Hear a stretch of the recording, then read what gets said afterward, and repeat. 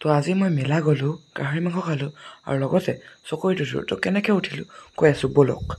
তো what's good everyone and welcome back to মোৰ নতুন এটা ব্লগলৈ আপোনালোকক মই স্বাগতম জনাইছোঁ। স্বাগতম নামা। তো মই আজি ওলাই মেলি হৈ গ'ল আৰু মই মেলা যাবলৈ ৰেডি। তো মেলাৰ মেইন দুৱাৰৰ ওচৰত পাই পেলি মই ডাইৰেক্ট গ'লোঁ মণ্ডপৰ ওচৰত আৰু মণ্ডপত গৈ পেলাই মোৰ কপালত তিনি সিদ্ধক বহাই শিৱৰ ত্ৰিশূলৰ চাপ বহাই পেলাই আৰু হাতত দোল লগাই মই আমাৰ মেলা চাবলৈ সাজু হ'লোঁ। মানে আইক চাবলৈ গৈছিলোঁ আৰু কিন্তু ক'বই লাগিব না।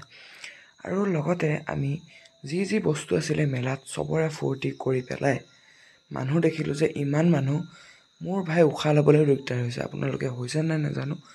লগতে আমি মেলাত চকৰিত উঠিবলৈ গ'লোঁ আৰু গাহৰি মাংস খাই মেলি ইয়াত ৰং বিৰংগী লাইট চাই ডলিবাক লগ পাওঁ আৰু ডলিবাক লগ পাই পেলাই ডলিবাই মোক এই স্পাইডাৰমেনটো গিফ্ট দিলে।